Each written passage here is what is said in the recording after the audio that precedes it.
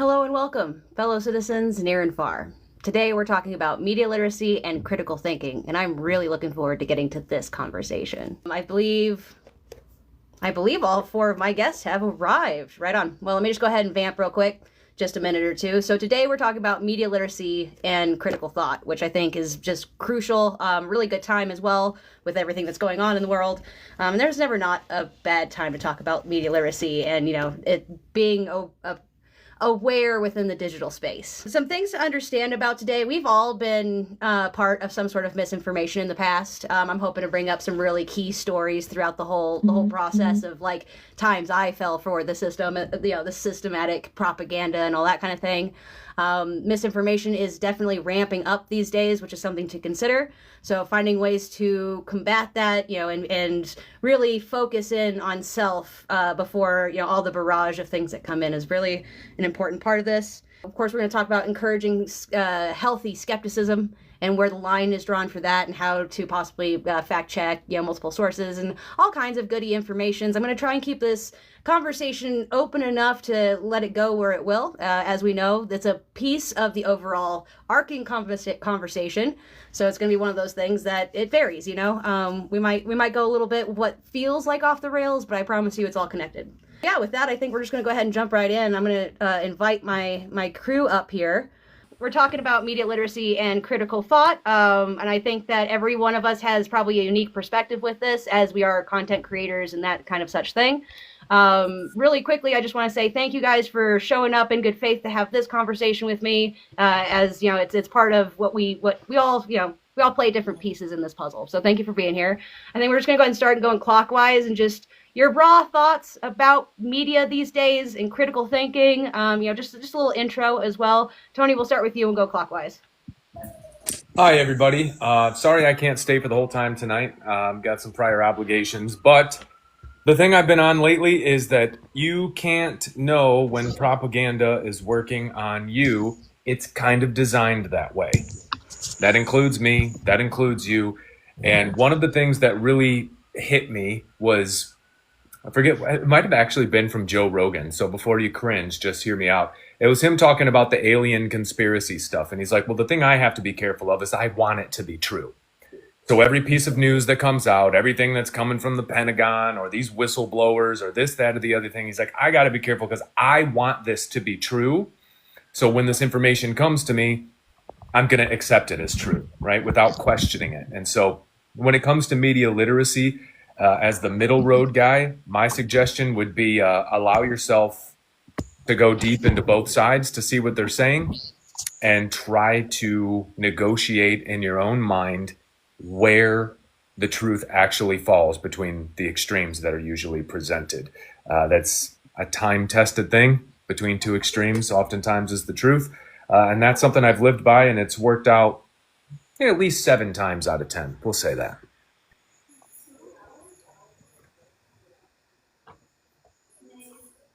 Thank you. Thank you for starting us off so strong, my friend. I really appreciate it. Scott, thank you for being here. I'm really looking forward to some insights that you have in this arena. Just because every time, and like all the videos, when they come across, I'm like, oh, I'm going to learn something today. I'm going to sit and listen. So thank you for being here. Oh, that's very nice of you to say. Thank you. I think we live in an era of where all the mainstream news sources have kind of. I think there's a higher degree of skepticism now than there's ever been. I think we're living through kind of an unprecedented era where the scales are falling from a lot of people's eyes about the kind of hidden agendas that are operating behind the scenes. When I think about mainstream media, I think the first thing that everybody needs to remember, critical thinking wise, is that it's all made up of profit-seeking enterprises, and it's owned by giant corporations and private players who are seeking to make money off of their news product. So you got to keep those things in mind. And I think kind of the idea of trust no one, or trust but verify maybe. But I think there's just so little to trust about our current media ecosystem. You need to be very careful about what you're going to take to the bank, and kind of keep in your back of your mind that everything I'm reading this might not be true. And before I go and blast it out there that this is true, I need to, think about it a little bit and apply some critical thinking skills in that case. Absolutely. I think that there's a big part of this conversation that deals again with like the self and like really internalizing that sometimes like I am not my thoughts, and like, the rhetoric and propaganda that is pushed on me is like kind of implanted in there. So like getting through that and really feeling what you feel is the truth of the matter, it takes in like some intrinsic, critical thought and time and effort. Take it back. Thank you so much for coming up with us today. I really appreciate your enthusiasm with like the way we're making these moves and these waves. And I think that your perspective is incredibly interesting when it comes to like the way we're attacking the system in so many ways. And in some instances, there's a lot of critical thought behind it, because other people, like you start people from a position of like where they are, but you're getting them to move outside of that in very unique ways. So I thank you for being here. You're muted. Absolutely, and thank you for having me. And what we're talking about in the news would be another way to speak about it would be propaganda, would be reframing the truth in ways that benefit those who are producing the news. So that would be always my first question: is who owns it, who's producing it, who benefits from this narrative? So that's going to be the first question that we always want to ask ourselves. And absolutely, I really like to focus on the critical thinking part of what you put in there too, because that could apply to everything in addition to media literacy. And what it really comes down to, I think, is I hadn't even thought about this before, but as we were talking, it just unlocked. Anytime you take a public good, which a news service should be a public, it's the fourth wall, and you make it so that it benefits other people. And then as we all see, I'll be saying this word a lot tonight, but when people's greed comes in and we don't have guardrails to push against that greed, which is just human nature, and we have a lot of guardrails to push a lot against of human nature in society today. And so anytime you have that public good, whether it be, I was looking up utilities that were owned by, people that are out for profit, obviously healthcares, jails, all those different things, and news would fall right underneath that. It is a public good that we've allowed to be sold out to the highest bidder. And now something that used to be one of the most important bulwarks of our democracy has been used as a for-profit machine. And, one of Tony's favorite lines that I steal all the time is words are Jedi mind tricks. And that's what they are doing with us. And they are using that spell over us to get what they want. And it's whether we can see that spell. And I talk a lot about blinders, open eyes, and closed eyes. And it's all designed to keep those blinders on. And if they really win the battle, that means you're closing your eyes completely. And what I say is then you're pushing against the wheel of progress rather than pushing with the rest of us. So thank you so much for letting me be here. Appreciate it. Absolutely spot on, my friend. Thank you so much for sharing those words with us. Reverend DeBoraH, I am so happy to have you in the circle because not only because you recently published a book that's very much in line with tonight's theme, but just because you're a delight to hear your form of shaman shenanigans and perspective is just, it's incredible to add to this kind of conversation. So thank you. Aw, thank you for that intro, and I really appreciate you too, all of you guys. I'm meeting some new folks over here, but I've given you a follow. I did, in fact. Hi, my name is Reverend DeBoraH, and I just published a book. It's called Energy for Sale. Unironically, it's for sale on Amazon. Sorry. But it is a, how do I even start? Like, this has been something I have been working on for a really long time. My first understanding of marketing came in the 90s when I started understanding that commercials were designed to get you emotionally triggered so that you would buy regardless of whether, without really using that. So I went and spent most of my life studying this whole, how do humans tick? Why does it work like that? How can some words, how can some images shift us away from being conscious and turn us into these little puppets? Because of course, I don't like the idea of being puppeted at all, especially when it's for nefarious things that I don't agree with, right?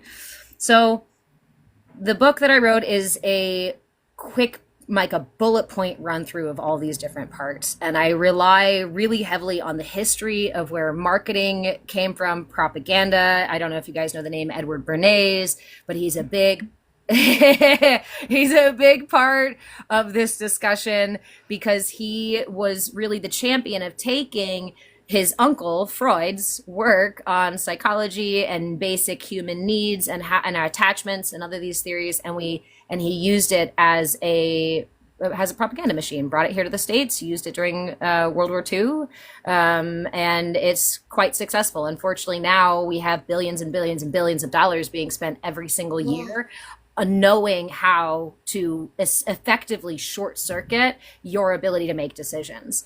And I think the most insidious piece that I really want to address is that this conditioning starts from birth now. You know, maybe it was something that maybe like as you grew up a long time ago, you know, you adopted some of the beliefs of your church or your community or whatnot, but this is different. This is parents are being marketed to in specific ways, then they pass that marketing on to their children, and we learn to short circuit our own ability to take care of our own basic needs, safety, nourishment, a sense of self-esteem, compassion and connection, all of these real needs that our body has. So I wrote the book from the perspective of the chakras because I think it's the easiest way to speak about the actual needs in comparison to, say, the way we develop and how these things get literally wired in. If our first experiences during our first year of life are scary, it tells us the world's not safe. And then that wires in a belief that the world's not safe, and then marketing to a culture of people, to a generation of people who you already made feel unsafe is super easy. You created the back door, you made the button, and now you know how to push it again and again and again and again and again and again.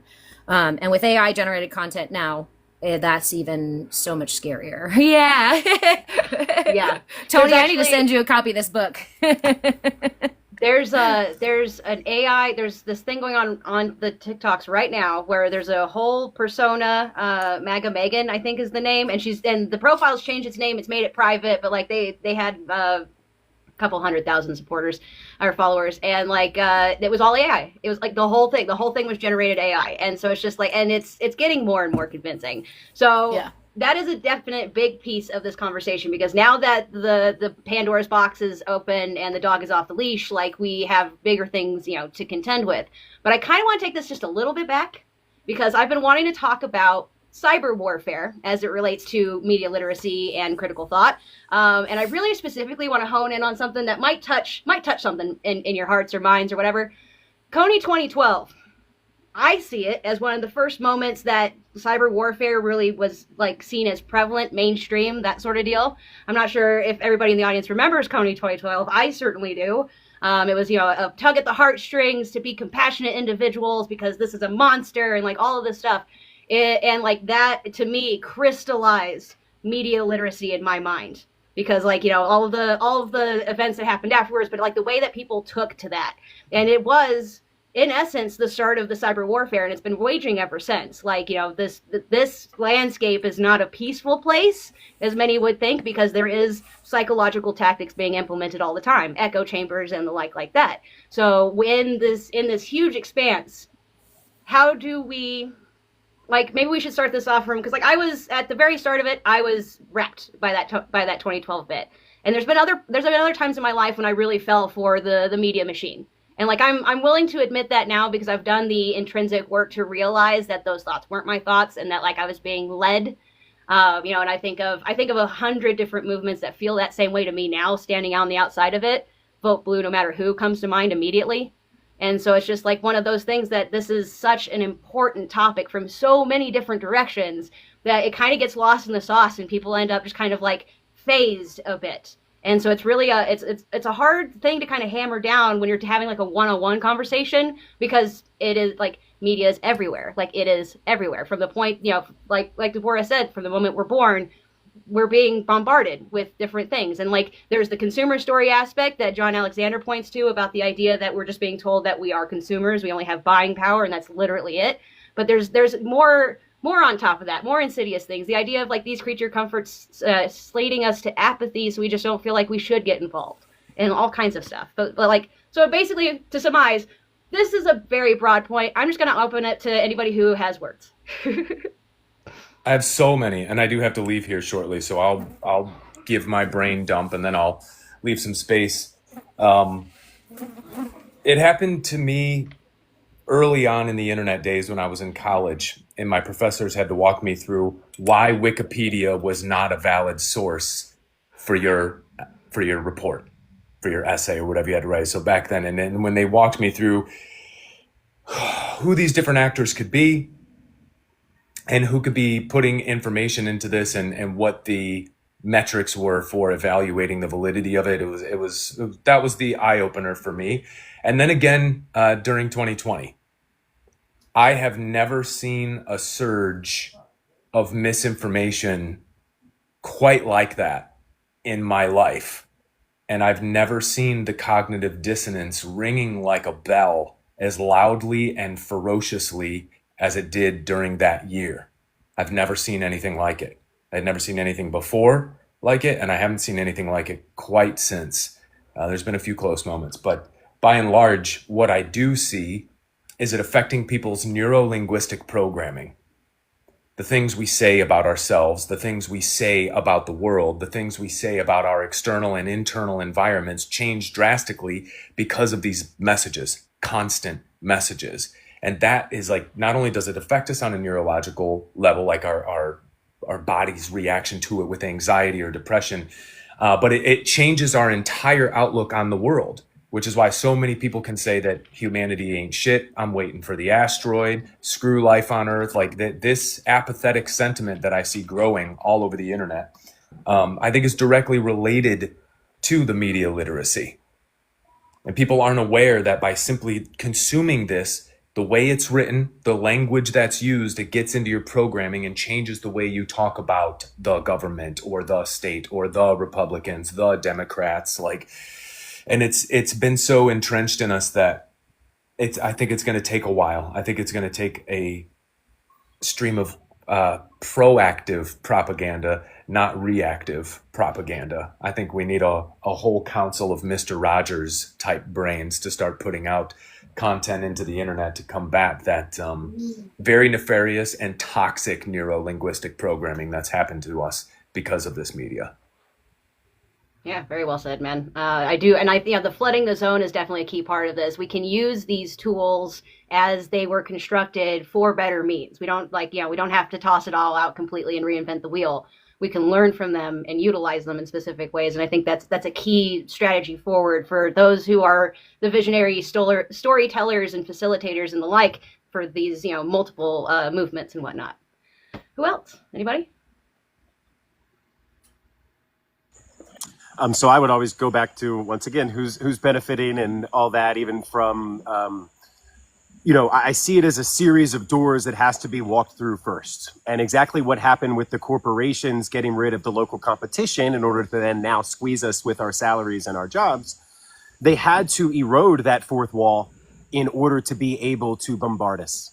Because really, if you think of it as the bombardment of, arrows blotting out the sun, the true journalists, the people we could listen to believe in, the ones we actually trusted in, that those were our shield from against whatever came before.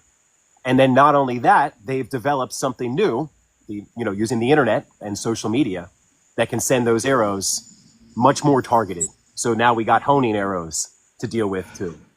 And that's where meeting people where they are at.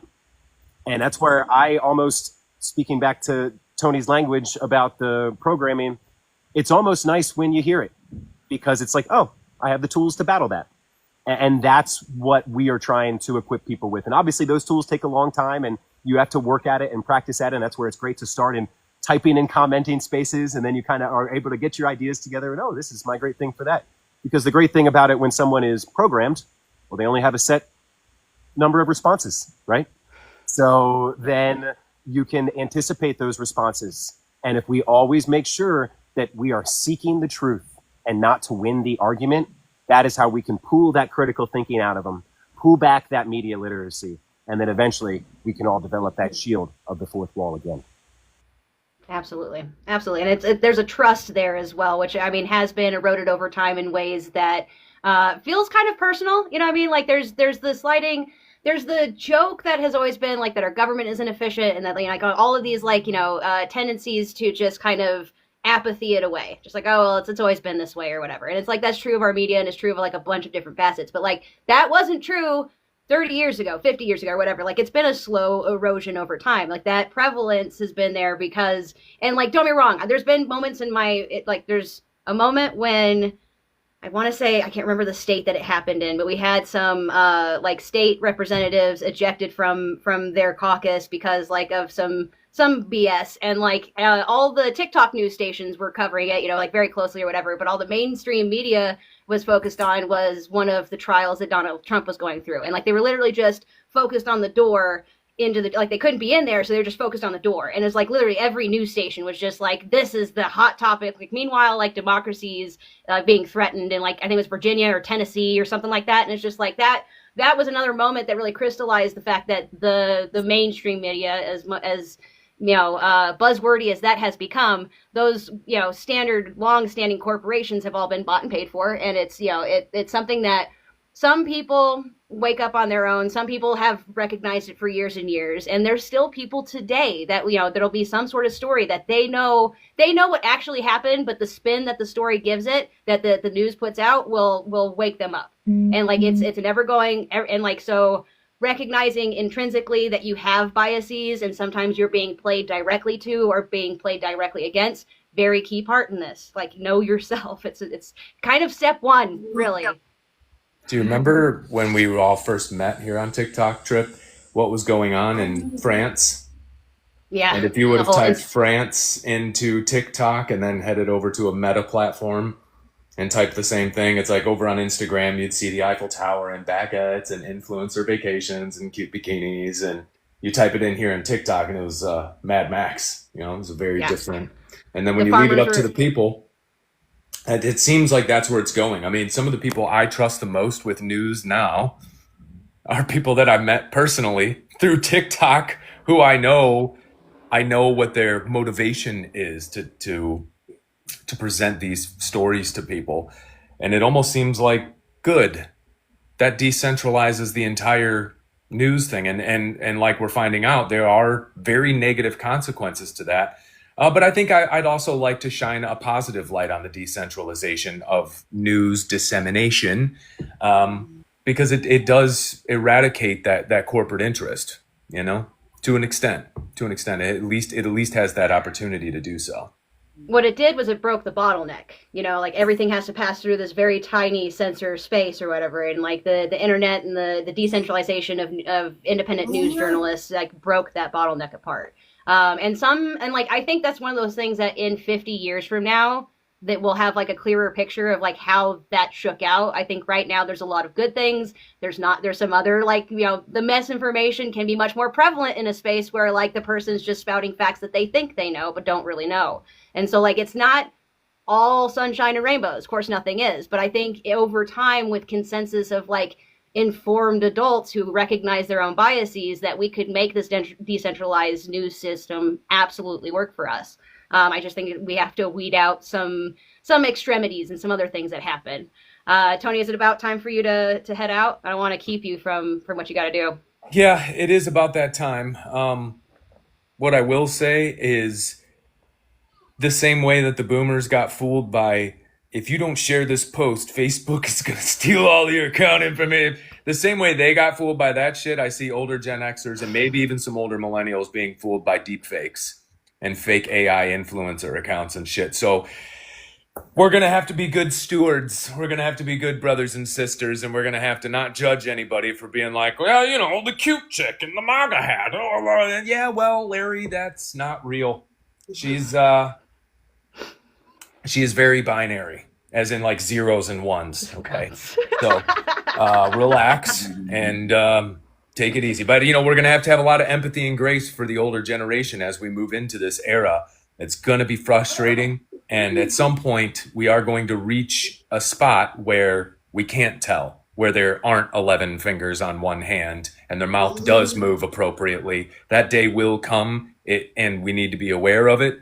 and we need to not judge too harshly some of our senior citizens at that time who were inevitably going to fall for it. So be gentle with each other. I love you all. Stay sharp, stay keen. And yeah, I think that's it. I could probably go on a diatribe, but I won't. I love you guys. Good luck tonight. Thanks, Tony. Thanks for being here and hanging out with us and for all of your perspective and words. Have a great time. But yeah, so I mean, this is a big conversation. Media is all around us. It's literally everywhere. And if we are passive in our lives, where we just kind of go with the flow, let things happen to us, and don't disrupt the stream, we could end up doing something really not to our best benefit, only to support those that are seeking to have agendas and all those sorts of things. And so part of critical thinking, and definitely part of media literacy, is know yourself. Be intrinsic about where you're coming from, because bias is inherent. It's human nature. We can't really avoid it and be unbiased. Even news sources way back in the golden era still held biases. They were just usually more upfront about them. And so it's something that if you can recognize where you stand on that bias level, and then, from there, usually Tiffany Cianci and several others will tell you to go and search other news sources, other places that you don't agree with, just to understand what's happening in the world outside of your bubble. I think that's another strong point to make, but I don't know if everybody has the strength or the patience and attention span to do that, really. That's why, and that's a part of the echo chamber, trying to keep us our eyes engaged on the prize for what feeds our bias more. So that itself can be a tool to get yourself out of the shift that is being played by somebody else, basically. Scott, so how do you feel about, would you like to share with us the time when you fell for some propaganda, or what do you think? Well, I nothing pops to mind right away about falling for propaganda, but discussing propaganda, I've done a bunch of posts about it myself, and I think it's kind of like a magic trick, where once you realize what you're getting is propaganda, it instantly loses so much of its power, and it's just like knowing how a magic trick is done. You're like, oh God, how could I not see that right away? But once it's out there that you're being manipulated, it does so much to stop that manipulation. It's so powerful. It's so potent in undercutting that manipulation. So I think there's real value in helping people see that, and helping people figure out how that propaganda is working. So much of propaganda is just built into layers and layers of assumption that you don't even realize there's a point of view that's tilting you a certain way because of the language that's used and because of the assumptions that are embedded layers and layers below the surface content of the message that you're getting. And it requires a little patience to kind of interrogate that and start peeling those layers back. I don't really have any great examples off the top of my head, but that's what I think about that. No, I feel you. And it's one of those that it's a nuanced thing. I think everybody's take because everybody's relationship with media is going to be slightly different. No two people are going to have the same influences throughout the entirety of their lives. There's a sense of shared things when it comes to media literacy. We share common shows. I know that South Park's been in the topic of discussion recently because of what they've been doing. And they've been going for 26, 27 years. They've been going I remember, the Pink Eye episode, which was the first one I ever watched, and how it's become kind of a cultural phenomenon that if you've watched the show, you're kind of in tune with that language and whatnot. And that happens with all of the media, the Marvel movies. It happens with anything that's considered a popular IP. That's where fandoms kind of form. And in that, it sort of creates its own echo chamber, its own biases and whatnot. And then you can take this lens and apply it to pretty much anything of subjectable artistic value, I suppose, really. Because through a lens, everything that we perceive in artistic and entertainment sort of ways is media bias and and media sorts of lenses and things that, so you're right, there have been people crafting this this cavalcade of how to sell to you and that kind of thing for a long time. There's people who have become absolute experts on it, and we watch shows like Mad Men and are entertained or what have you, but there's more truth there that we're really not that comfortable with, but we'll watch it in a fictional sense. And so I think that our fiction and our shared media outside of the news and outside of these things also plays a part, and it really matters because it's part of the extended culture, I suppose, in a way or sense. I don't know, any thoughts on that? Anybody? Go ahead, Deborah.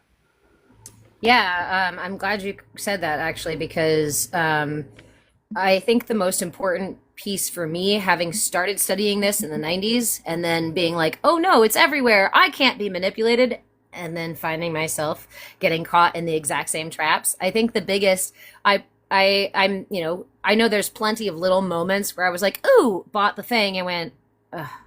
I can't believe it. Buyer's remorse, right? We have a term for it because it's so common that we are so triggered into doing it that we're like, ah, shit, I did the thing again and I needed that money for something important or what have you. And that's what really got me, is how insidious it is. So I think the big shift for me, honestly, was maybe 5 years ago, when I've been studying this for all this time, talking about it, and even kind of teaching about it as if I had real depth of, I don't know how to explain that. So what happened about 5 years ago was I basically realized that I did the thing that we do in Western culture, is I had the right yoga pants. I had the right certifications, although I wasn't doing as much practice. I wasn't putting pretty much anything I had in terms of knowledge into actual practice. I wasn't applying it to me. I wasn't applying it to my life. And I was finding myself operating in these same cycles again and again and again. And we look at our life and we might think, oh, my situation, right, is my fault or my friend's fault or my parents' fault or whatever. But when we zoom way out and we see how early that conditioning happens, how deeply askew it can make us, we realize that almost every belief that we have about the world is given to us by our culture, by our parents, by our religion. And unless we examine it, it's fodder from the culture. It's not actually ours. I think the reason I like to look at this from the perspective of the chakras is because of the framework that it offers. And it also, you're talking about our media, our not our fiction media, and I even say video games, these things. And trust me, I'm not a down with the video game kind of person, get rid of them. But we have to understand how the brain works and how the nervous system works and how the chakra system works to understand exactly how insidious that stuff is. A good example of this is the fact that we have mirror neurons, and mirror neurons allow us to witness someone else, something occurring to someone else, and we remember it effectively like it's our own. It's why you and your brother could have done something together when you guys were kids, and when you look back, you're like, no, I broke it. No, you broke it. No, wait a minute. We can't remember because we were both there and present for that experience. The thing is media does that. TV shows, video games, more so now that they're first person and it feels like you're doing this, and much more engaged, driving. Yeah. And then, yeah. So it's just,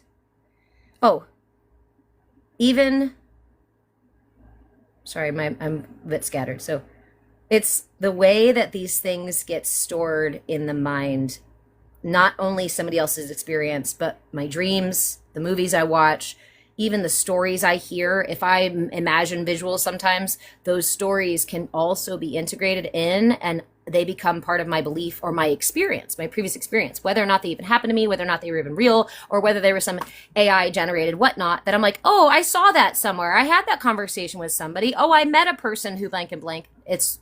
Confirmation bias right there, where I'm trying to integrate those things. And my brain is like, I just want to be right. I just want to make sure we're right so we can be safe. But when our systems are so miswired, we're literally using, it's like our scales have been tipped, have been weighted. And then we walk around the world and we try to make a decision based on these weighted scales. And we're like, why do my decisions constantly miss the mark? And that's really weird. Hold on a minute. It's because we were literally weighted down by the propaganda of our culture from the moment we're born. Word. Yeah. Word. And I also want to put in the fact that, like, it's layers upon layers upon layers upon layers. Like, you know, to cut to the quick and get down to, like, the bone of the matter is, like, decades of, like, you know, a layer of paint after layer of paint after layer of paint. So, like, it's not something that, you know, you can do in an afternoon. You can, I just get it now. Like, I can be outside of myself. And, like, honestly, once you figure it out, you can still be susceptible to it. It doesn't really ever end. But, you know, it's a constant practice. It's not a one, you know, weekend retreat kind of thing and then you're golden. It's, you know, it's an ever going sort of process. And I want to say that we were talking down here in down in the chat, you know, somebody mentioned how important words are. And I think that that's a really great part of this is because, like, there's certain words in our vocabulary that have been utterly drenched with disdain and some sort of agenda against them, usually from the oppressors in the 1%. So that way we don't think of them as a good idea. But because of that, it's almost like it handicaps us in a way because we can't use certain language. You know, like, I know I've felt how hard people's eyes will roll when I mention the word proletariat. You know what I'm saying? So, like, getting crafty and getting creative to use new language and new terms and talking to people from where their perspective lies. Another really important piece to that. Take it back. I would love to hear your perspective on that part. Proletariat? You mean the hardworking Americans in this country? The people who built the companies? So I think this is perfect because I can tie it all together. We must give grace. That's really what it is. In the same way that all of us can understand that someone who steals because they are hungry, we give them grace.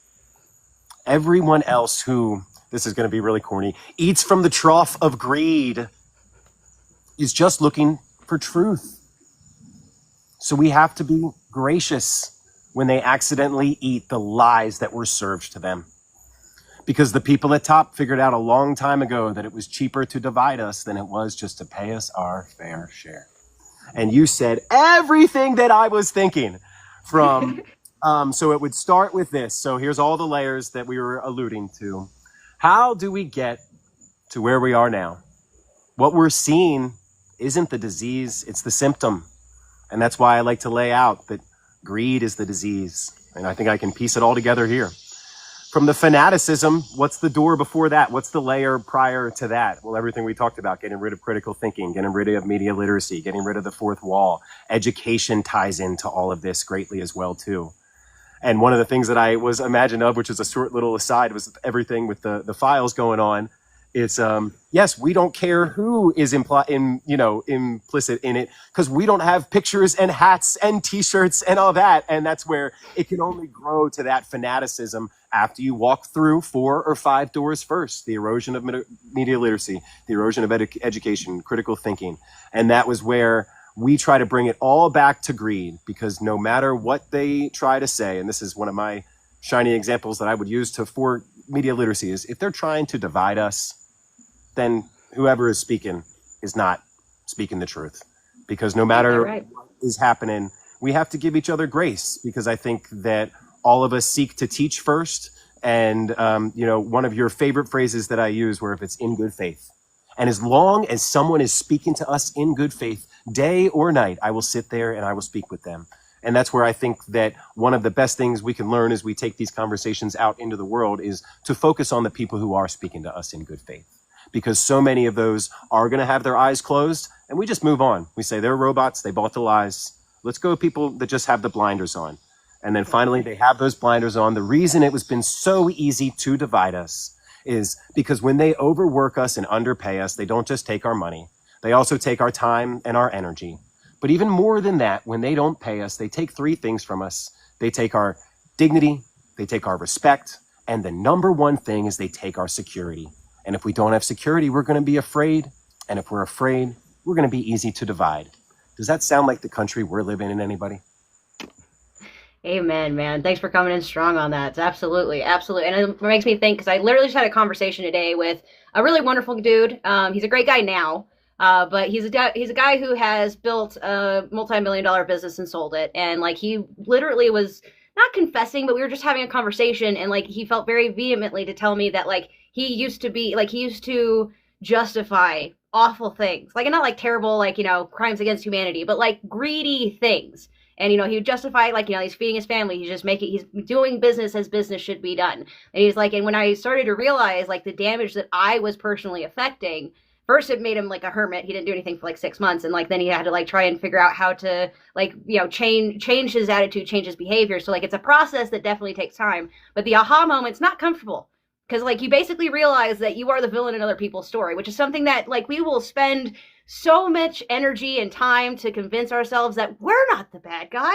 Not us. No, never, never. There's a reason, and that reason's a rock solid one. But like at the end of the day, you are the villain in somebody's story. It's almost unavoidable if you live a real life. If you don't do much, then sure, you know, then happy-go-lucky Dory. But then like what are we doing here? Like living life and experiencing it, yeah, you're gonna make some villains, you know, of your story and whatnot. But there's a key part of like recognizing and then changing your behavior, because like he owns a second company now. It's a media business, and like he's helped me do some stuff in August, and so like we were talking about that, and he's just like, I feel better about the way I run my business practices now than I did, you know, ever before. He's like, I feel like I actually can like respect myself now. And it's like, and that journey that he went through started at a really hard moment, like a really hard moment of self-reflection. It's like, I'm the a-hole.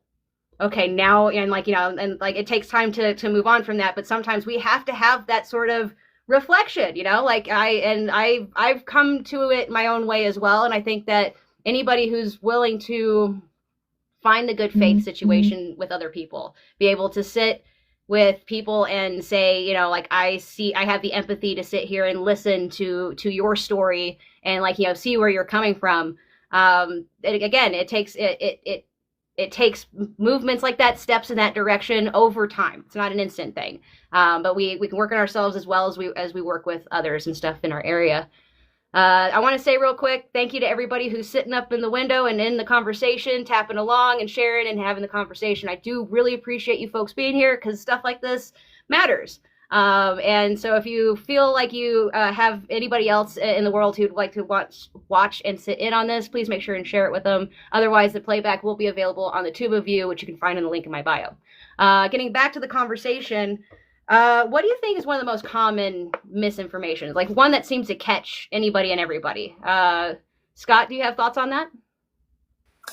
Well, I think, you know, growing up in America or in the West, you know, there's an assumption that, like capitalism is good, or that, you know, that we're all invested, or that big ones like the American dream. We become invested in these storylines, and it's very, very hard to break out of them. Just kind of back on what you were saying a minute ago about how difficult it can be to break free from some of these deeply held assumptions that form the basis of the propaganda system. You know, like something like, you know, it's good to give the military so much of our tax money. You know, people don't even, you know, well, I think a lot of people just kind of accept that's something that's something that's okay, and they don't question it. And, you know, finally coming to the realization that the United States military isn't always the good guy in the world, even though that message is constantly repeated and repeated and repeated in so many different ways in our movies and our television and our news and everything. You know, confronting something like that and figuring out that, oh gosh, I don't actually believe that anymore. I don't agree with that.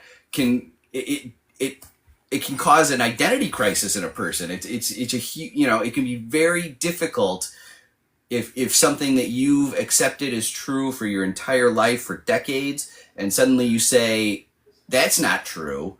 Well, then what else isn't true? And it can be very, very difficult for a person to wake up from that and say, well, if I accept that this isn't true, then a lot of other things that I may have internalized could also be true. And suddenly you're unmoored and you're like, what even is real anymore? And it can be very, very hard for people to break through that. And so I think, you know, you need to remember and keep a little bit of I don't know, sympathy or empathy for other people who are breaking out. You know, it's not an easy thing to become class conscious and to break out of these modes of thinking that we've been indoctrinated with since our childhood.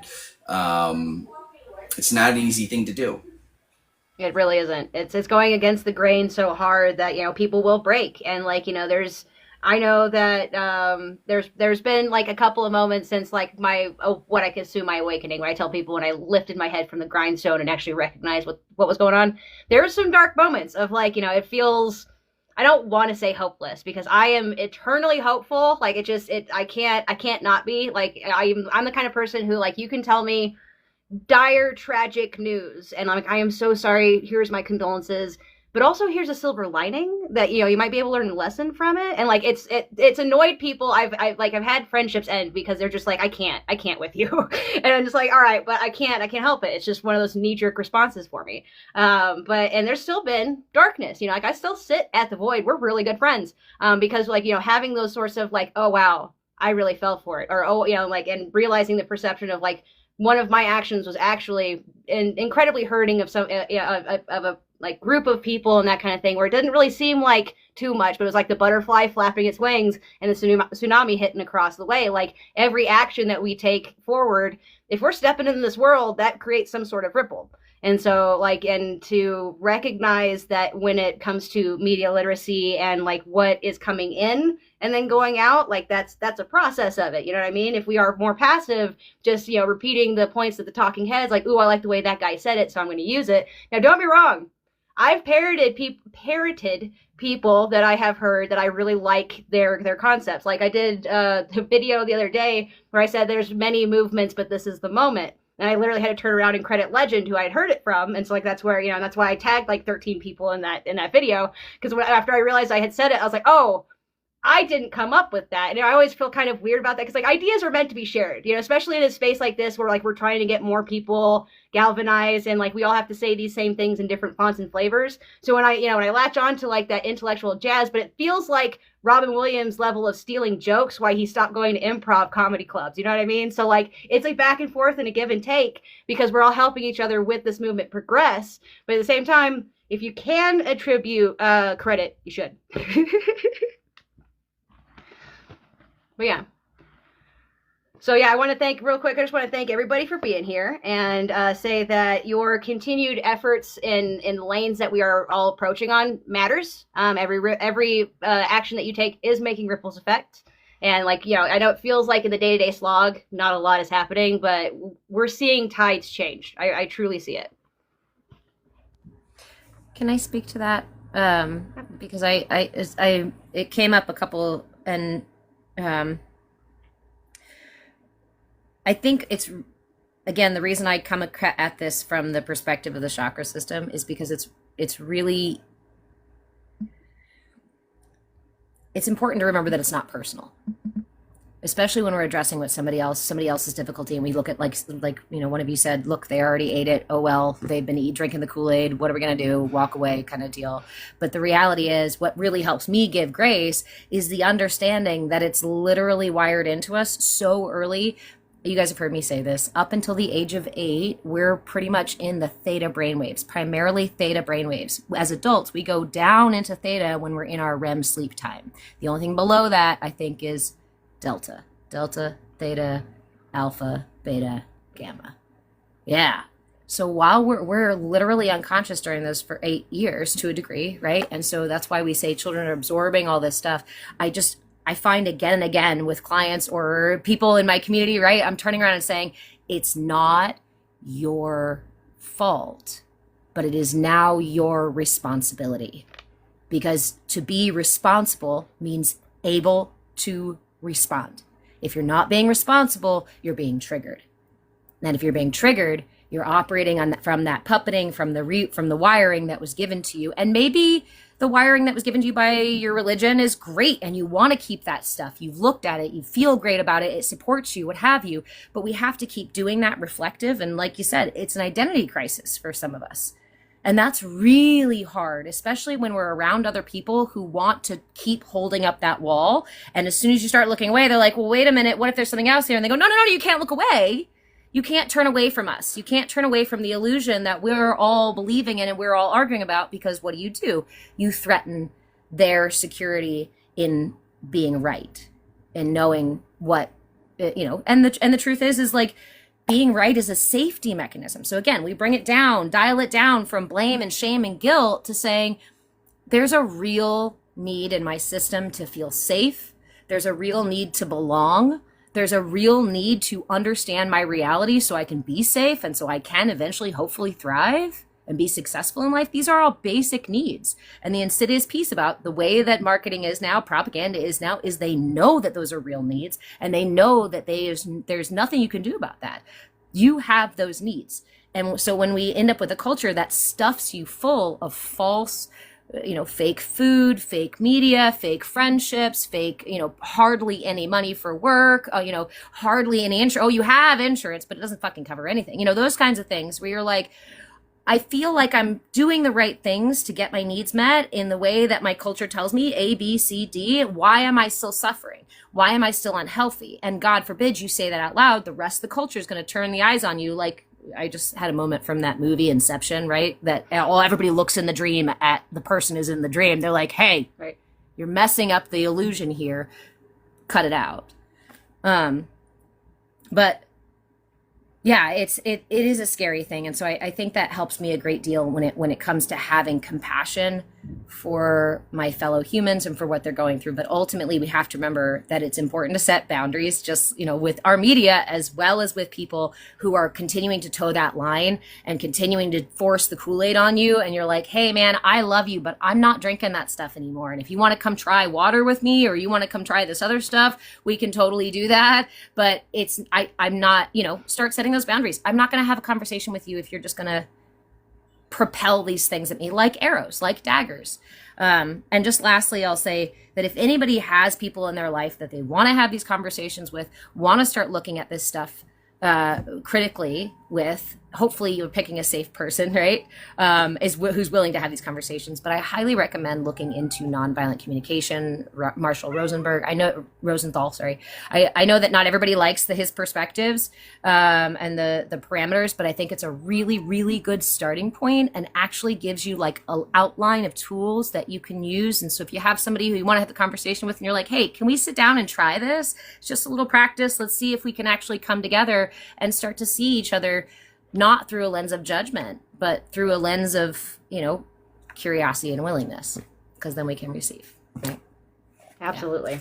Absolutely. And that perception lens is kind of key, because I feel like the propaganda and the machine is kind of churning out this idea of atomized, individualized bubbles, everything met through transaction. We will take care of it as long as you pay us.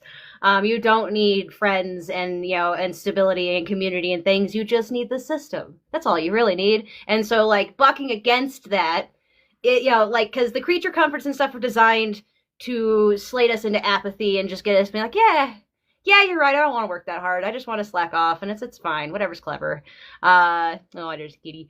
There's the concept of trying to make a better, brighter future for us. And so, like, bucking against the system of the atomized, propaganda and dribble and things like that. To some, it feels uncomfortable. To some of us, it feels like a long, like a cold drink of water after a really hot day kind of thing. Like, oh, I've been missing this. I remember it from my childhood. I remember it from, like, days of old. Like, one of the biggest pain points, and I think that's what you're really kind of got, is like the pain points, like getting to the point where it's almost unbearable. And then that's the point where, like, the shift kind of starts occurring out of necessity. But we can get to that point before it becomes unbearable. We just need to have the conversations with people and be able to kind of come at it from where they are. Because I think that the cancel culture rhetoric idea of, like, if you don't ideologically agree with me, then I want to cut you from, like, the herd, which is the subject of the video I posted right before I came on, because I had a not nice DM conversation with somebody. So I had to do a crash out video about it. But yeah, and it's one of those things, like, our perception going forward is, of course, bombarded by the outside world constantly. And then on top of that, our own experiences, our culture, our families, our friends, our coworkers, our own world tents that in some sort of way. We all have different perceptions. But being able to sit across somebody who, like, obviously, like, your tint is blue, their tint is red, but, like, if you guys actually sit down and have a conversation, you end up coming to the fact that you're people. People are people, and there's plenty of space where we can agree and sit back and laugh and have fun over. And it's one of those, like, we have to. That's part of the program we have to dismantle is stranger danger. I think that honestly, it's done a lot more damage than people give it credit for. And, like, don't be wrong, we suffered a collective trauma in 2020, and, like, a lot of us lost social skills because of it. I think that's very apparent as we try to get back to whatever normality is supposed to be. So instead, like, it's a big gap right now, and we're recognizing that. And so, like, that's the first step. Recognizing there's a problem. And when it comes to the media literacy, some of us are now looking around and realizing that this programming has been trying to get us into that sedated state for so long. And so we're seeing it like as if we have they live glasses on. You know what I'm saying? It feels that way to some of us. And so, like, that's when talking across the aisle, talking to people and, like, listening and, like, hearing them, seeing them, big piece of the puzzle. Because their media biases, their culture has made it to where it's easier to divide, and we need to overcome that. So that's the main key of it. So, and I think critical thought plays a key role in that. And it all comes down to the culture reinforcing the new mantra that comes in. And my always thing goes down to it's what happened when greed is good came and it took over. I remember in the 90s, you couldn't sell out. No band could do a commercial. That meant you weren't cool anymore. And that was where, when the greed is good came into the world. And then, like you were saying, Scott, that all gets reinforced, whether it's by the businessman who, justifies his stepping on others. And what I really see it is we took on the traits of our oppressors. Many of us did just check out. That's where when people say, oh, nobody wants to work. Yeah, we all know that's bullshit. But then my question is, well, what comes first, the money or the motivation? Right? Because that's really the big question. And so many of us see this system where we'd be working 40 hours a week for 40 years and have nothing to show for it. And we say, we're not playing that game. And then on the flip side of it, one of my main things, if I do a little tag for what we're doing, is basically trying to bring together for absolutely everything that you were saying. It is, red and blue coming together because what do we all, what's one of the things we all can agree on? Man, we all hate our boss, right? Man, they aren't paying us enough, right? And if we frame it in a way where we are wrapping working class power in the American flag, that's how we can start having these conversations. And that's exactly what we are really kind of trying to do and are looking to do, is create our own media literacy arm of the movement that we are putting out. And by giving people creating the tool shed for them to be able to come to and get that tool out of there. And they may use that tool differently in Austin, Texas than they do in Portland, Oregon, but they've still got that same tool. And that's what can all unite us as across the map, is we're all using this same shared language. We are using the propaganda or reframing the truth or propaganda that, we would be putting out there to show people that, hey, let's all start with this conversation where, don't you think if you do the hard work that you should share in the reward? Cool. So let's kind of go it from there, because that's how we're trying to get rid of that greed. And that was where they try to divide us with 1,000 problems, but it's not. It all comes down to the greed. And then it comes to reinforced by what is happening with the culture. And then I'll end on this. Something was saying, back to the grace. I don't even feel, I feel grace for the billionaires because they've always been greedy a-holes. That's just what they've done. I feel grace for the people that have believed their lies because they're just working hard. And on my quick aside on this too, man, do I get a big brunt of of that anger that is coming out of people. Because the main thing that we say, I was hoping she might come out, in the Take It Back movement is that the American dream is dead. It really is, because all it is about is working hard and getting ahead. And the amount of hate that I get, or even when I'm pushing back against, why do 400 people have as much money as 130 million people? And this and that, the anger and the anger. And I'll go back with them. And as soon as I realize they are no longer in good faith, my retort is always this. Can you just look to see why you're so angry? Because if everything was actually going really well in your life, I think that you would say, get out of here, you crazy lunatic. I'm going to go back to my nice, wonderful life that I have going on. And what it is that I am exposing the lie that you've worked towards your whole life. Unfortunately, you've believed what the oppressor said. They've told you that stepping on others was the way to success, that greed and money is the only thing that will make you happy in this world. And it's not. And that's part of why they're so easy to divide and be scared in the first place. Because in order to have security, you need money. Because money buys housing. Because money buys healthcare. And money buys food. And those three things, easy access to it, like 24/7, at all times. That is what provides security. And that's what allows people to grow to their full potential. And if we try to build a society where people can grow to their full potential, we'll always have a society where we excel. And it'll be fair and just and equity too. So look at that. Yeah, no, and it's funny because it seems like the puzzle is really hard to solve, but it isn't. It's that hiding behind the curtain and stuff, the way that all of these different things actually align and coalesce and play into each other. How it's all really connected. Like, that is at a great cost. From the oppressors, whittled away in the rhetoric and stuff like that, and tuned out in all of the propaganda. And I want to say, of course, propaganda itself is a natural, neutral word. It is what it, like the intent behind it, I suppose. Like this right here, we're technically crafting some kind of propaganda, especially when I go and post this on the tube of you and hope that people will watch it in their own time and really think about the concept that we're talking about here.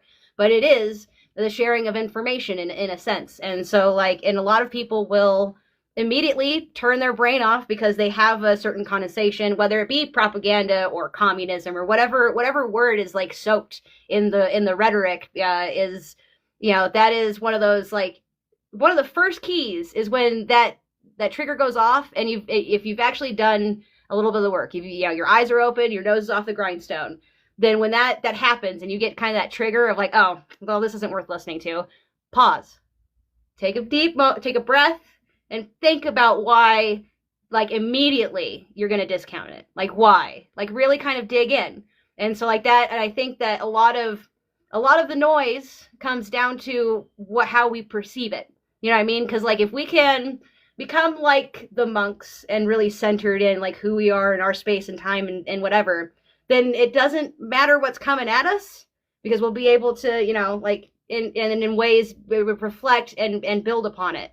But that takes patience, effort, practice, knowing oneself. It takes a lot. It's not something that, that people can just roll out of bed one day, decide to do and be masters at. But it's kind of the key to being able to really make the progress in the bigger forms and bigger ways, because if we get to a point where that switch flips, a lot of the times that's where the hopelessness comes in. It's oh, well, then maybe there really isn't something that will work, because I've heard all these ideas are kind of old. Everybody's talked about them for a long time, and we're still in this mess. Then maybe it's not really worth it. But it's that idea of it only works on paper, but it doesn't work in real life. And I want to shake the people who tell me that kind of stuff. It's because capitalism's the same way. It only works on paper. Does not work in real life.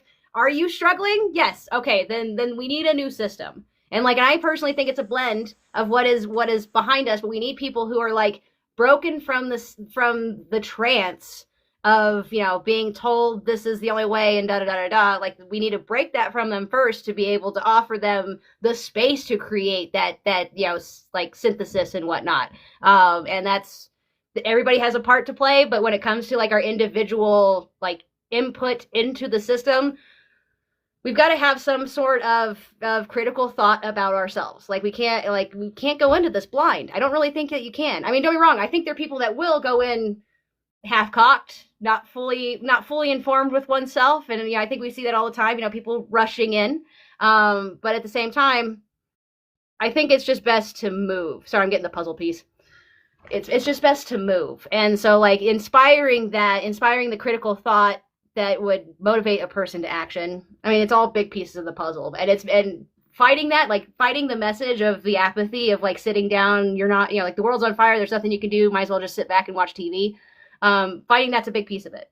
Just getting them out of that state very, very foremost, and then not getting them from there, out of the frying pan and into the fire with them being hopelessly depressed because the world's on fire. It's a delicate dance, and some of us are really good about being able to sit with people and hearing them talk and sharing their experience, and then slightly, very slowly breaking at the facade of like what has been constructed through that relationship of back and forth. I think it happens way better on a one-to-one situation, you sitting with a friend, than cyberspace and stuff like that, because this is fraught with echo chambers. And I'm wondering what people actually think about, how do you, anybody can answer this, how do you combat the steps of misinformation? Like, how do you personally, like, let's say there's a big breaking news story, it just happened like in the last half hour. What are your first thoughts? What do you do? Anybody who feels free to answer? I can tell you that personally, first I go into, because like, I know a lot of people who, as independent journalists, will immediately start reporting on the facts that they can find. I cannot imagine doing that. It's one of the reasons why I don't do current events on my channel, because it feels really weird, like almost like a, to my head, that I just have to make the right words about this. I have to be the talking head about it. And it's like, no, that's not my style. It's not. And for those who, and I've seen people fall into the rabbit hole where like that becomes their whole channel. It's like, ooh, oof.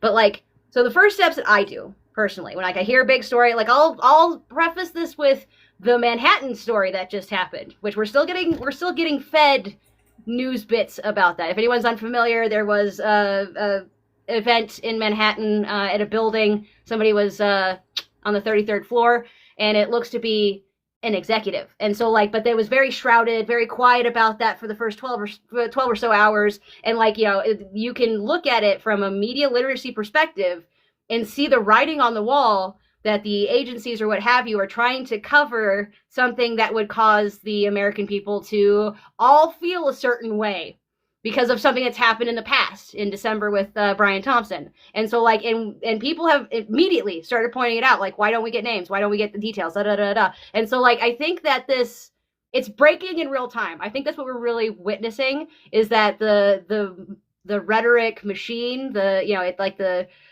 mainstream influence that we've always had is breaking in real time. And it's one of those that like every news story that happens, and there's a lot going on in the world, which is another point to this. There's so much going on in the world that it's all reported on, and it gets us into an apathy state of like, it's like white noise in the brain, just because there's just too much. And so like combating that, like, for me, I usually check multiple sources. I try to get information from, like, there's a chart out there about like which way these news media's bias like automatically lean and whatever. It's like I try to get from different points of this perspective, and I'll sit on it. I'll sit on my thoughts. I won't talk, I won't be loud about it until I actually feel like I have a thought that is my own instead of rhetoric to parrot. And I think that's really important. Anybody else have words to chime in on that? Yeah, I could pop in. I was just thinking that something that Take It Back said a while ago about who benefits is always a great thing to keep in mind. Not so much with breaking news. With breaking news, it's like they're just repeating the same thing over and over again because they don't really have a full picture of what's going on. But I think there's also incredible news value in something like TikTok, where you can have first person, reporters, people like they're at whatever's happening, uploading stuff. I think that's really what's caused the sea change that we've seen with people's perception of the genocide in Gaza, is that, there've been so many people in Gaza posting that it doesn't matter what the news organizations say, and it doesn't matter if the news organizations always put it in one sort of frame, or if the news organizations only call it the war in Gaza versus a genocide. The words that we use have so much power, and when people, seeing is believing. When lots of different people on TikTok are posting and you can see things with your own eyes, it is so much more value than the 2-minute package that they might put on World News Tonight on one of the national networks, that's so distilled and it's got to fit in their format, and it's got to be not offend anyone's sensibilities, especially certain powerful lobbies that dominate. So who benefits is a great way to approach all of that. Absolutely. It should possibly be the first question when something happens, like, okay, who's benefiting from this? DeBoraH, I believe you had something to say?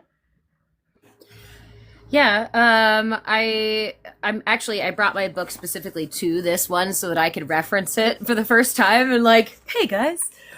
So I'm sorry if it looks like a shameless plug. It's been a lot of fun to write a book about how manipulative marketing is without using the manipulative marketing tactics to share my book with people. And that's been a really, but that's how we relearn, right? That's how we rewrite the system, is by trying it out and stepping this way, stepping that way, and figuring it out. So, I broke this book up into 3 parts. The first gives you a history of propaganda and marketing manipulation, as well as gives you the structure of the energy body, as well as talks about the hierarchy of needs that Maslow acquired from the Blackfoot Nation. So we have an idea of the foundation of these that they're triggering. Every chapter in the second part goes through every single chakra and dives way deep into how signs that you're out of balance, signs you're in balance, and how marketing specifically targets it. But the third section is all about reclaiming sovereignty. So I have a whole section on like red flags and filters, and I'll just mention a couple of these. Common red flags: urgency without real necessity. Only 3 left, right? You're missing out, right? This triggers scarcity. Where's scarcity? But in the bottom 2 chakras, about fear, safety, and nourishment, making sure we have things we need in our lives. Hyper identification. If you care about X, you'll buy Y, right? These are tactics, like you said, the words matter, and the way that they're worded is very on purpose. So then I also go into a section, I have like questions you can ask yourself, media fasting, energetic hygiene kind of stuff. But I think the important part is when we're trying to figure out whether or not something's true outside of us, it's, again, if our scales are tipped, it's going to be misread, even if we really think we understand it. But if we're coming from a bias already, we might not really understand what we think we understand, right? Or be more likely to go a certain route. So my suggestion always is cultivate the most simple practices of mindfulness. Yes, I'm a reverend and a teacher, so I come from that perspective of mindfulness. But the simplest practices of like taking those breaths you mentioned, and no, not being like, okay, but really giving it your time and attention to do so, and then asking yourself critically the simplest questions, because we're not always going to be able to tell. Some of these things are manipulative as hell, and there is no way to tell if this one's true or that one's true. And in fact, some stories have both sides claiming that opposite truths are true. So it can be almost impossible for us to actually determine what's real or not. Sometimes what we actually really need to do is to just sit back and ask, is this message for me right now? Do I really need to know more about this? Do I need to dig down deeper in this, right? What sources are ones that I trust? And maybe, like you said, looking at a couple different ones, but ultimately, first and foremost, going, where did I feel that? Was that in my heart? Was that in my gut? Was that in my throat? Was that furrowed my brow? Because that's going to give you the most simple way to check in and go, oh, that's my heart. Okay, so maybe it's the share the love marketing from that company, right? Or it's open happiness from Coca-Cola, right? Now I can start to determine, oh, you're triggering that need. So instead of being triggered by it, I can actually go and treat that need. If it's belonging, instead of listening to that story that triggered my heart, I'm going to call my friend and we're going to talk about that topic instead of me getting it from the media that's trying to subvert my system. So keep it simple. Keep it simple, I think, is especially in a world where we're so overwhelmed. The simplest things really are magic. And remembering too, I think, the system needs your participation. It needs your attention and approval. If you do not believe in the system, approve of the system, participate in the system, then the system fails to function in that way anymore. And it has to change its modalities so that it can get our attention back, which means your attention is one of the most powerful things you have. Your emotions, your presence, your attention. And if you can just go, sometimes that's it. Honestly, it reminds me of a Treehouse of Horror episode of The Simpsons. Just don't look, and it worked. For this, but it's like it's real. It's real. Like if you literally don't grant them your attention, then they lose that power. And it's like it's not like I said, nothing about this is like super easy. You know, it might come easier to some over others, and you know, some of us will fall for it again and again and again, and it'll be a lesson that takes a lifetime to really understand. But you know, that idea of just don't look, and you go like take at least some of the power, if not all of the power, because like I've talked about at length the idea of like voting with your dollar and how like we could use it if we use it collectively together. But like myself, I have not, and this is not a brag or anything, but I haven't done Amazon Prime or eaten at Chick-fil-A since long before the pandemic, just on a principle sort of matter thing. And like, you know, I didn't let the fad wash away and just like kind of go back to it. Honestly, I don't even remember what like Chick-fil-A chicken tastes like at this point. I don't care to. Like that's the, you know, but like me doing it by myself, just a drop in the bucket, not really enough to matter. If we had a collective movement that has stability and sustainment, then it would actually mean something. And so that's one of the reasons why like the movements that we have and that we're building momentum for, I think there's a lot of different entries. And it's one of the things I love about the blackout movement that's happening. If y'all don't know, we're doing 16th through the 20th. We're doing like a whole slowdown and then a full on stop between the 16th and 20th. And then a slow up, you know, when we get back to it and that sort of thing. And there's a whole like bunch of different ways that if you can't do the 4 days, then do the 3. If you can't do the 3 days, then just participate on the 17th. That's the important one. And so like, it's those kinds of things where like, meeting the people where they are, giving them as many options as they can to plug in, both from, you know, from like whatever the comfortability that they can. And it's going to be kind of a sliding, slippery slope kind of thing, because there's a lot of people I know that this will be their first attempt at doing something like this. And that's great, because we also have the people sick day who like doesn't want to like pick a day just yet. So like the people who do this first might be more willing to do the sick day. You know what I mean? And so like we're compounding these ideas in ways that like, but it's all having to be done in creative means and spaces and new ways to kind of catch people's attention, because there's the effect of the status quo being shouted at us, all the fear, negativity, and like, you know, all the stuff that's trying to get you to click and like look horrified for hours and like just be numb. Like we're fighting against that. We're also having to show people like the good that is happening. One of the things is like people just don't know what they know. They don't know. There's over 300 movements of people like, you know, doing modularly different things, like free water, where the bottle of water is free to you because the advertisers on the bottle paid for it. You know, like it's just a new way to kind of plug into the system and to get people a need, meet a need, that kind of thing. But that movement, even though like, you know, it was really exciting when it popped off and stuff like that, it's kind of sizzled and simmered because people's attentions are all, you know, on different things, because the status quo tries to keep us in a numb state. But like they're still doing things. And so like, I think flooding the zone, you know, filling the space with like positive stories, letting people know that it's happening, being, you know, convincing storytellers to kind of grip people, you know, use the tools of the media in our own form and fashion to try and, you know, use it as our own little show is definitely a piece of the puzzle. And it varies, because I really feel like people's attention is just needing to be grabbed. You know what I mean? Like, yes, the world's on fire, but look at this thing that's being done. And look at this thing that's being done. There's hope to have. And like that'll start its own, like, you know, spiral of some kind. World's on fire, so let's focus on the people who have the flamethrowers. That's what I speak of often, because everything that you were saying, if I can, you know, plug all of what we are doing, because we are 100% with the blackout, 1000%. Because what we are doing does not work without the blackout.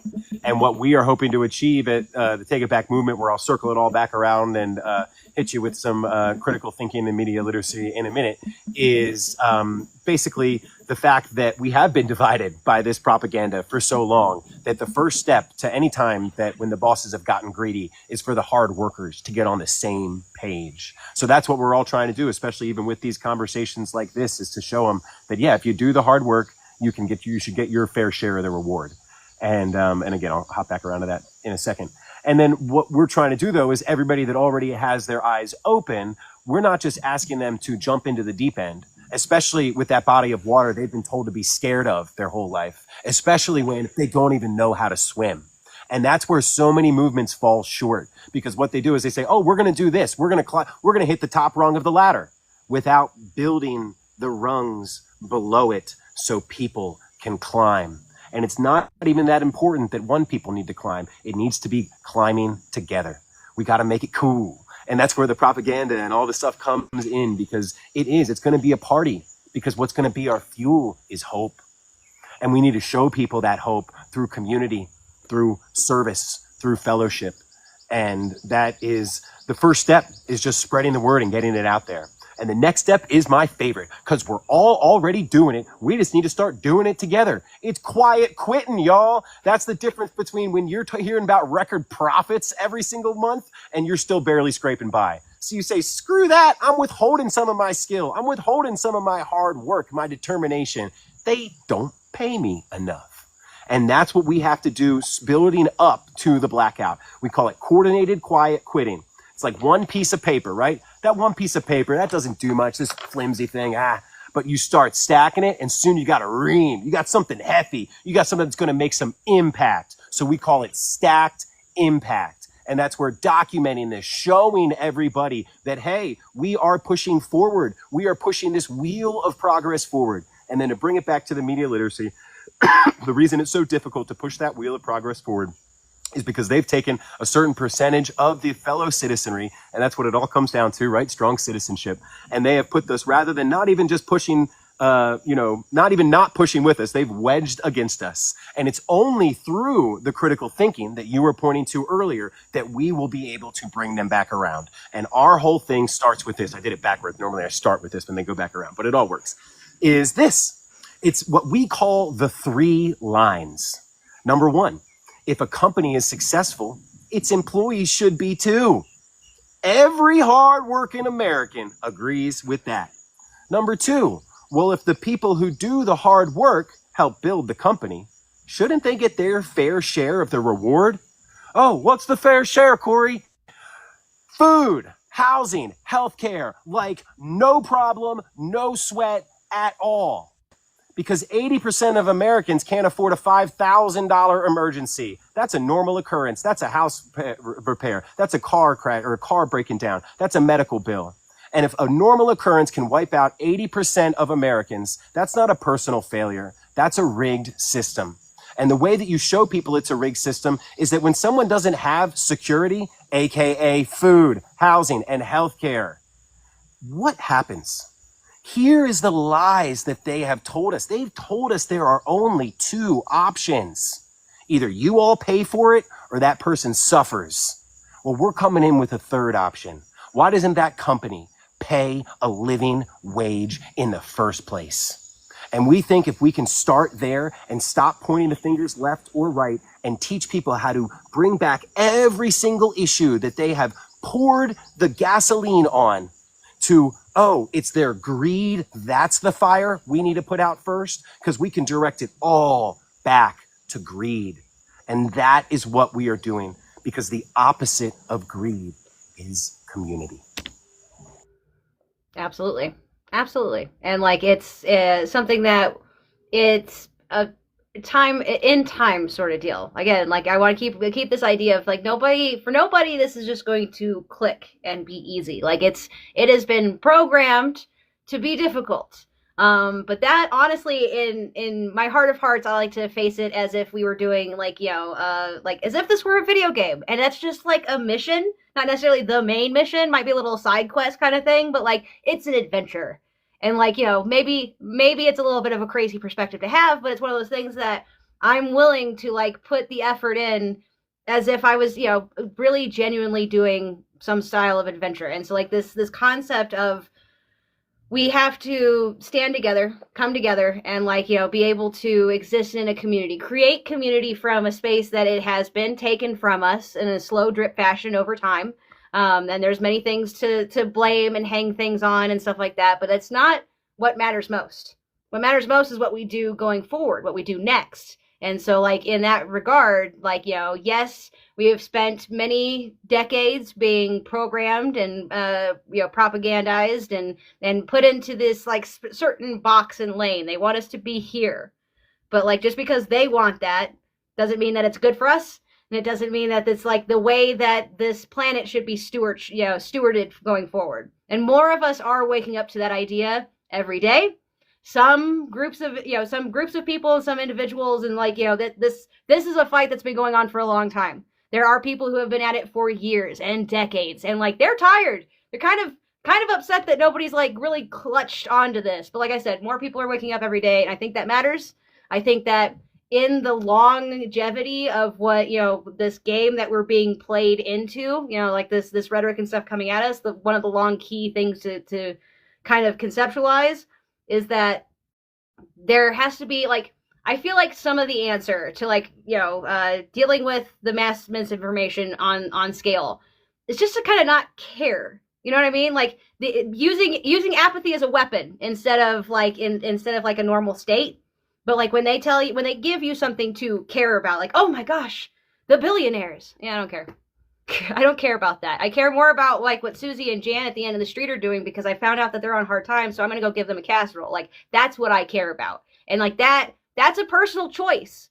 Like, you get tuned, yes, but like it's also a personal choice to untune and retune and like recognize where your priorities actually sit, because like what we're being told is important. Capitalism and consuming and buyer's remorse and all of these kinds of things. That's the game that we have to play against. And the more people who understand that intrinsically that it is a game can wield, wield ideas like apathy and hope and stuff as weapons instead of, being at the wash and at the tides of it. You know what I mean? I want to thank everybody once more. We're at almost an hour and a half already in this conversation. It's gone a lot of really wonderful places. We're probably going to go for a couple more minutes before we actually get to final words, but I do want to prep y'all. We're heading that direction pretty fast, probably about 10 minutes or so.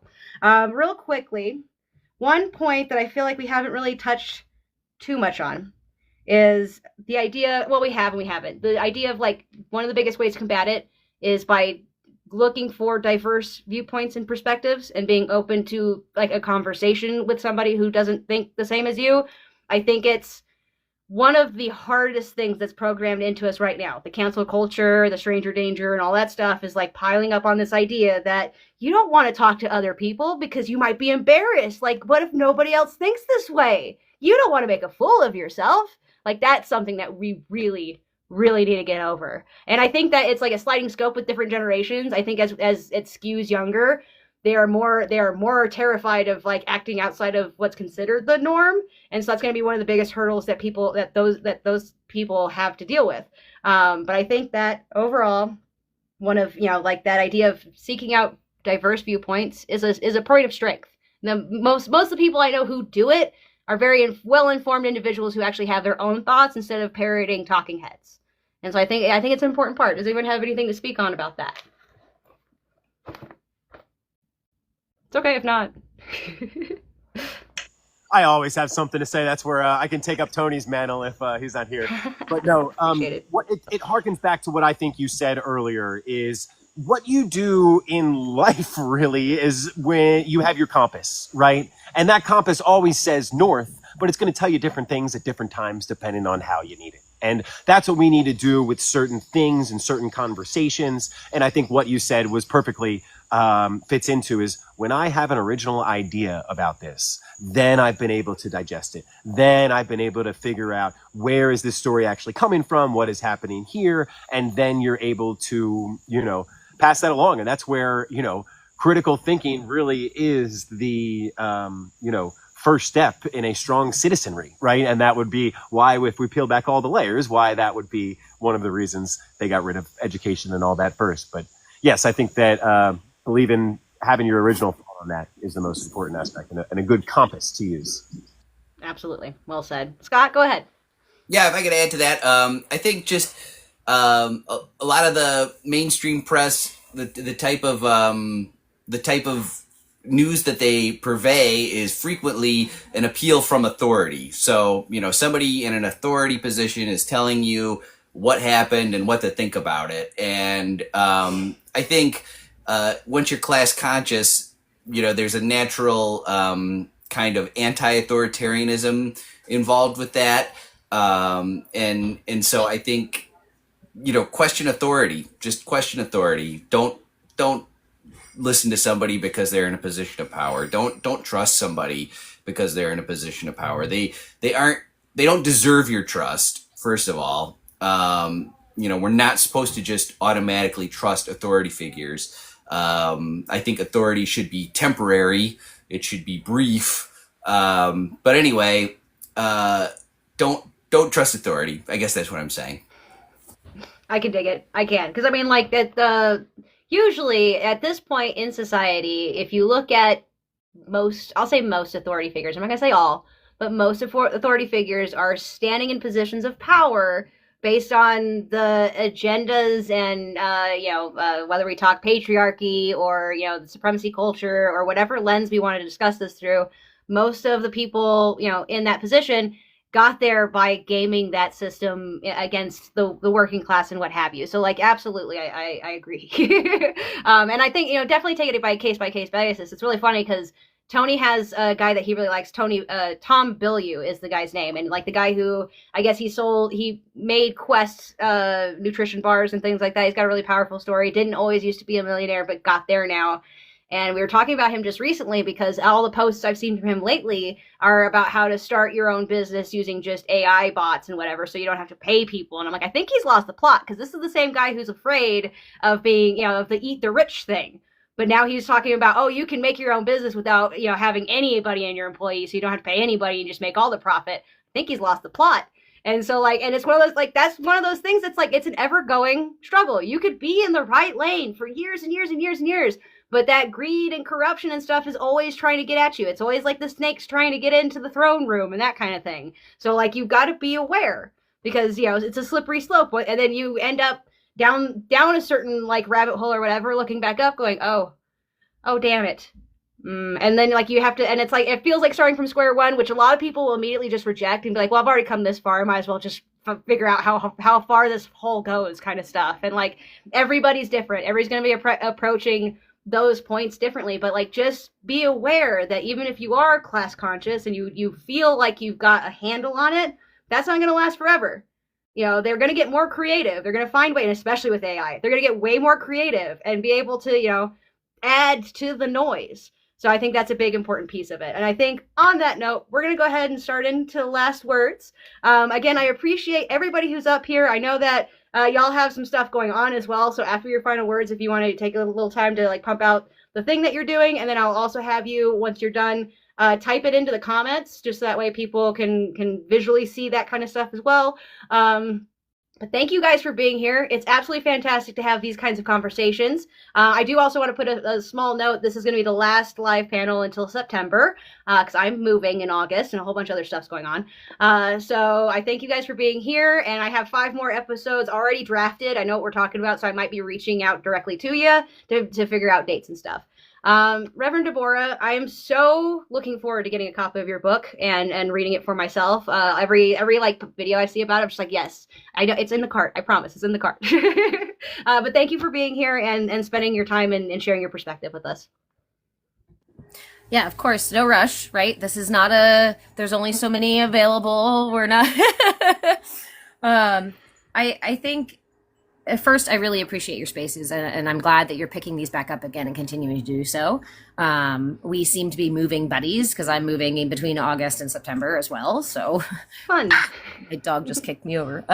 Godspeed on that. If you want to cry about it, give me a call anytime. So I think I'd like to. There are so many different layers of this. There are so many different tactics that we may like it seems like a monster we can't attack. It seems like an elephant we can't get away from. Like it can be really what's the word I'm looking for? Like intimidating? Yeah, and a lot of other versions of like, oh fuck it, I'm just not even going to, I'm just going to hide in my corner, and that is partially by design too, right? So I love take it back there that you mentioned the compass, because I have a little saying that what I call the foundation, the pillars of mindfulness, right? The 4 pillars of mindfulness. And I want to offer them here because I really believe that no matter what situation, an argument with somebody you don't agree with, a TV thing or a YouTube channel, something, media here, whatever it is, an emotion that's coming up from inside of you, something scary, something, whatever, anything, this is the place that I start, because it gives you the opportunity to receive something, to grow, and hopefully to learn, right? And that's ultimately our goal in any situation, hopefully, is to connect and maybe even to receive. So it works with a visual. Your intention, your attention, curiosity, and willingness are the 4 pillars, and they work like so. Your intention is the North Star that you hang out in front of you. It's your carrot on a stick. When you set yourself to do anything, from the dishes to have a difficult conversation, you set that intention out in front of you, and you use your attention like a compass. Stay focused. If your intention is to have a difficult conversation with someone you love without having it implode, stay focused.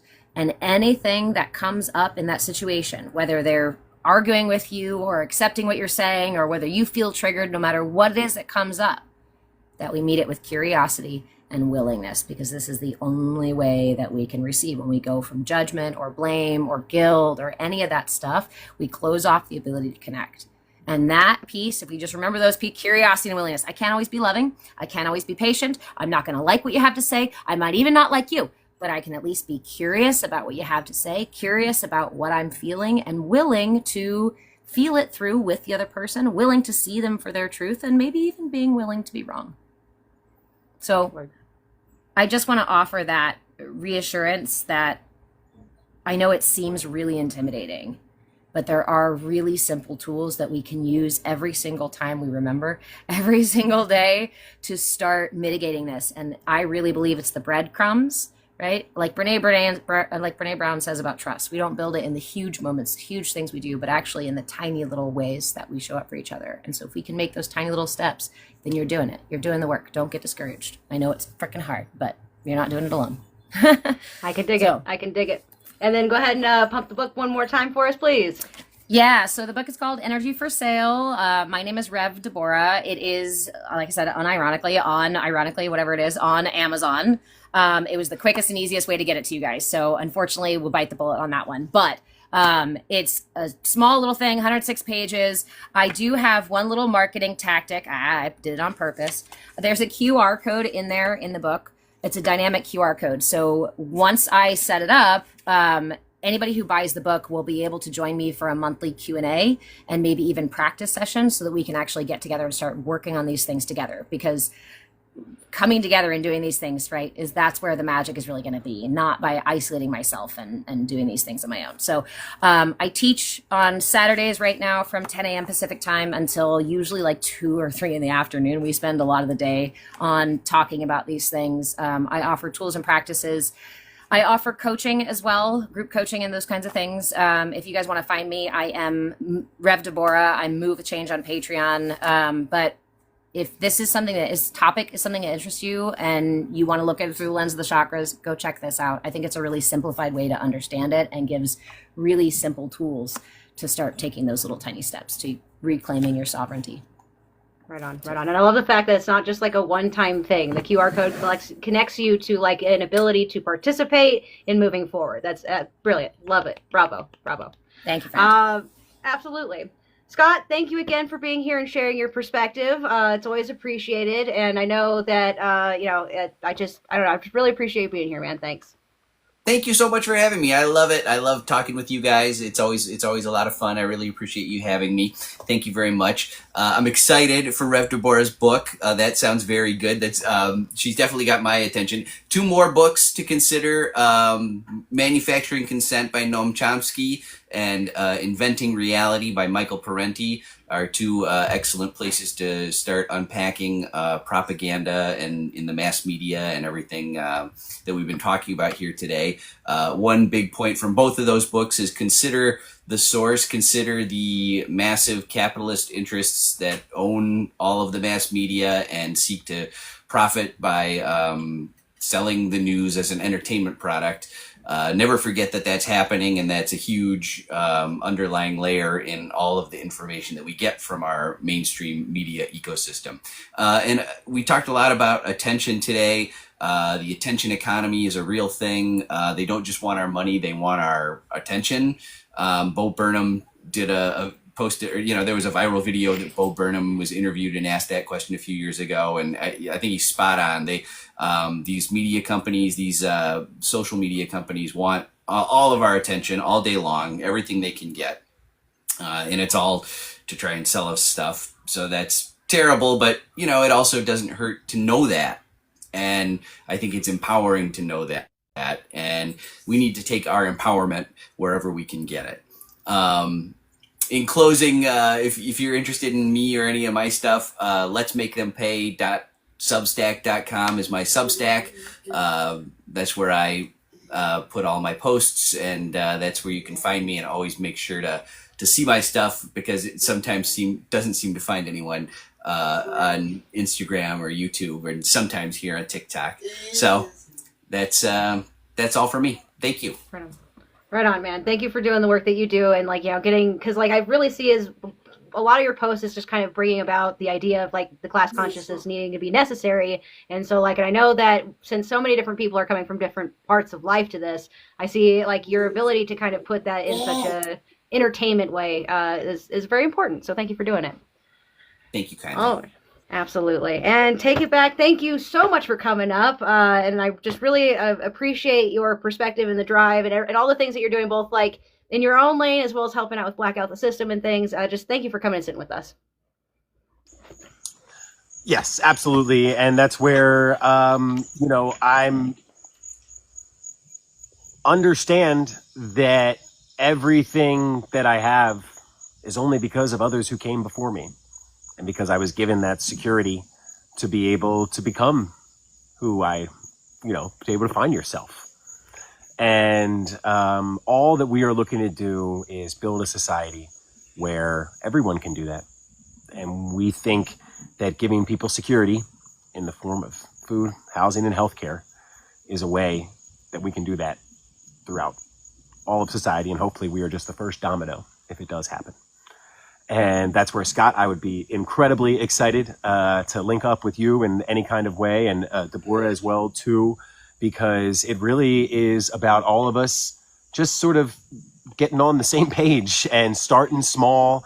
And what we're trying to do is exactly what you were saying, was that, the little things that you are doing in your life, they matter. And whether you want to be on the side where you want to help tear it down, we've got little things on there. And whether you want to be on the side that you can help build it back up, we've got little things that you can start there. And the reason we start with these little things is the analogy I was giving back earlier, is because we're not asking people to jump right into the deep end, especially when they've been afraid of it their whole life and told not to swim. So we got to teach everybody how to walk before they can run. And that's where, we'd love the participation of anybody on this panel that wants to try to help us with that. Because what we're starting off with is free stickers, everybody. Is, getting everybody on the same page with badass, things like these that, because most people that show the truth, you don't even have to read this to know what this is going to be going on about. And that's how we got 4 or 5 different ones like that. And it's because most people feel this in their bones. It's just the system is designed to keep you out of time, money, and energy to even think about this, let alone do something about it. And the whole idea behind the stickers was people just want something to do about it. Let's give them something to do about it. Let's start with stickers. Literally in 60 days, we're in over 400 cities. We've got over 10,000 stickers, or I keep doing the number, over 11,000 stickers out now. We've joined with Blackout the System. They've got free stickers there as well, too. I think we were up to 500. So then, luckily we got people across the country helping us. People stepped up, really been amazing to help with all that. And so that is what we are building here, is we are building that way to spread this word. And the way to spread the word is through community. So that's where I encourage absolutely everyone to, go to my bio, go into the link, and what we are creating will be there by the end of this week is the funnel. Is where no matter how you want to get involved, whether it is on the tear it down side, which we call the pressure campaign, or the rebuilding side, which is all about resilience, growth, community, showing those parallel systems. We have not only hopefully something in your area, but something small and manageable that you can get going. Because what we find out is that if we build some team unity before we get to that championship game, then we're always going to do better. Because not only will we be able to pull other people in who can buoy us up and make our skills better, but the most important part is, this is one of my favorite things, is people talk about that 3.5%. That 3.5% is really important. But I already, know that 3.5%. That's who we're all looking to get on the same page. To me, what I'm really worried about is the 96.5% and what they think of what that 3.5% are doing. And to circle it all back around to what we had that conversation about today, that's media literacy. That's critical thinking. And that's what we need to teach first, is if we can show people that these words that we are saying are not scary, and that's where we talk about the minefield and our language arsenal that we hope to bring to people to navigate that minefield of words and propaganda. And if we can get through that and we stop trying to focus on winning arguments and really try to come through with the truth on our side, because we've been divided for so long. They're going to say 10 different things that are going to hit those trigger words in you, and it's up to us to say, nope, those are just divided. It's greed. Remember, it's greed. We don't want to point the fingers this way or that way, or especially that way. We want to make sure we're pointing one particular finger straight up that way. So that's what we are all doing here. So go sign up for the free stickers, and remember, that is just the first step. And if that's all you want to do, that's fine too. But then we've got coordinated quiet quitting. We call it stacked impact. That leads up to things like the blackout, which we are 100% a part of, with things like the general strike and those mass actions. And even with those mass actions, what I talk about is they're just going to rock the boat a little bit.